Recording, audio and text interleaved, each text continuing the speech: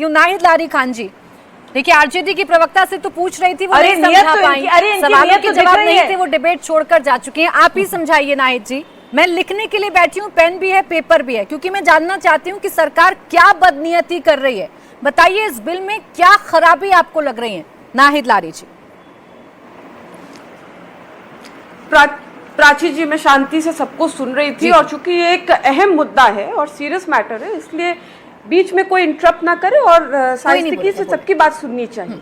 देखिए, इसमें सबसे बड़ी बात यह है कि 6 महीने में रजिस्ट्रेशन की बात करें कि 6 महीने में अगर रजिस्ट्रेशन हो जाएगा तो ठीक है, अन्यथा नहीं होगा तो ये वक्फ की संपत्ति नहीं होगी। जहां जो रजिस्ट्रेशन करने वाले अधिकारी कौन होंगे, बीजेपी के ही तो बैठाए हुए अधिकारी होंगे। तो जो रजिस्ट्रेशन 10 सालों में नहीं हुआ तो वो रजिस्ट्रेशन 6 महीने में कैसे संभव है, एक बात। दूसरी बात कह रहे प्रैक्टिसिंग मुस्लिम्स की बात करें तो क्या पैमाना है इनका प्रैक्टिसिंग मुस्लिम्स का, ये कैसे तय करेंगे कौन प्रैक्टिसिंग मुस्लिम है कौन प्रैक्टिसिंग मुस्लिम नहीं है। जरूरी नहीं कि हर मुस्लिम 5 वक्त नमाज पढ़े, जरूरी अरे नहीं रोजाना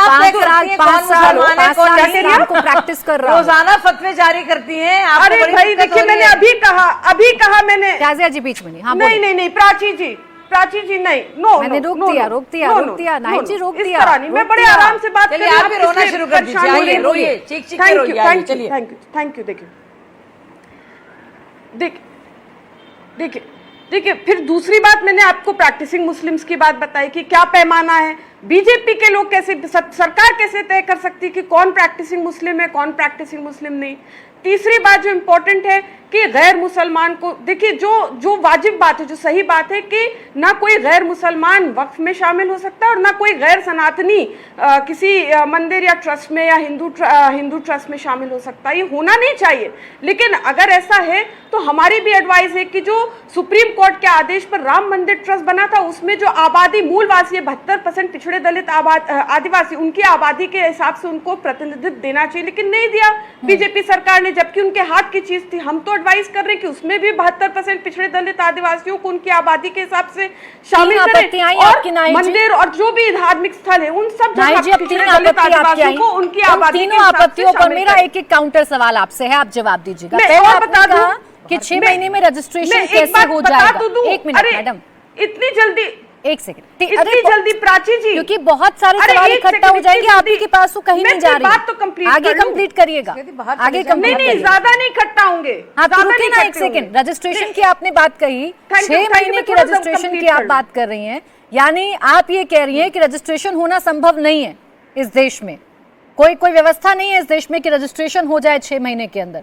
और मान लीजिए कि अगर आपकी प्रॉपर्टी पर कोई गलत फैसला हो गया तो इस देश में अदालतें तो है ना नाहिद जी, उनके पास तो जाइएगा, उन पर तो यकीन करिएगा ना।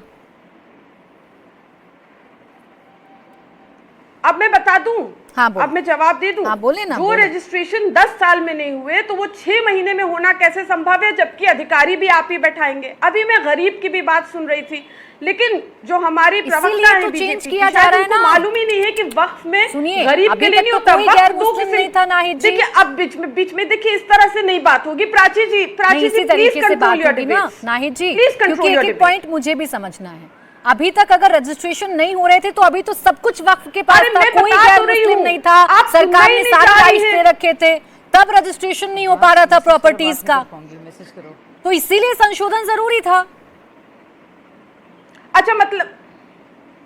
अच्छा, इसलिए संशोधन जरूर, तो हम कह रहे हैं इसमें भी संशोधन कर लीजिए ना। जो राम मंदिर ट्रस्ट है उसमें भी पिछड़े दलित आदिवासियों को उनकी आबादी के हिसाब से 72% आबादी के हिसाब से शामिल कर लीजिए। जो 6% जिनकी आबादी, उनको उसमें शामिल कर लीजिए। मंदिरों में, मठों में, सब जगह 72% जिनकी आबादी, उनकी आबादी के हिसाब से शामिल कर लीजिए। रजिस्ट्रेशन पर आपकी आपत्ति थी तो पहले रजिस्ट्रेशन पर स्टिक रहती। अब मैं अपनी बात कहना चाहती हूँ, अगर आपने बुलाया प्राची जी, और अगर आप सुनना चाहती है बात तो सुनिए।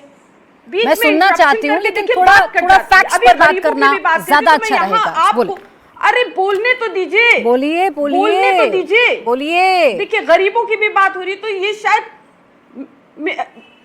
देखिए आप बहुत इंटेलिजेंट है, मैं आपसे ज्यादा ज्ञानी नहीं हूँ, लेकिन फिर भी थोड़ा जो मुझे नॉलेज है आपको बता दूं, वो नॉलेज धड़ाम से। देखिए, वक्फ की जो संपत्ति जो वक्फ होती है वो 2 होती है। एक वक्फ, देखिए किस किस्म की बात है, एक वक्फ अलल औलाद होती है, यानी कोई अपनी संपत्ति को वक्फ कर रहा है वाकिफ, तो इस नियत से कर रहा है कि उसकी संपत्ति को उसके आने वाली पुश्त जो है खुर्द बुर्द ना करे, उसके बेनिफिशियरी रहे, उसमें वो रेंट पे चढ़ा सकते हैं। जैसे यहाँ लखनऊ की बात करें, उसको दुकानें रेंट पे चढ़ी हुई हैं, घरों को रेंट पे दे रखा है, लेकिन वो अपनी संपत्ति बेच नहीं सकते। इसको कहते हैं वक्फ अलल औलाद। ज्यादातर संपत्तियां वक्फ अलल औलाद पहले के लोग करते थे। एक बात। दूसरी बात जो आप कह रहे गरीबों की मदद, देखिए गरीबों की मदद की बात नहीं है, बात यह है कि यहाँ पर जो वक्फ होता है इसमें चैरिटी दो तरह से होती है। स्ट्रेट गरीबों को नहीं दिया जाता है, ये कोई मैंने सिस्टम आपको नहीं है बोलने वक्फ तो का। दिया। अब ये देखिए एक नाहिद जी, misconception आपत्ति बार-बार बतानी मीडिया है, में आप चल रहा है कि मुझे straight गरीबों को वक्फ के संपत्ति दिया प्रावधान जाता है। बता रही हैं, आप देखिए,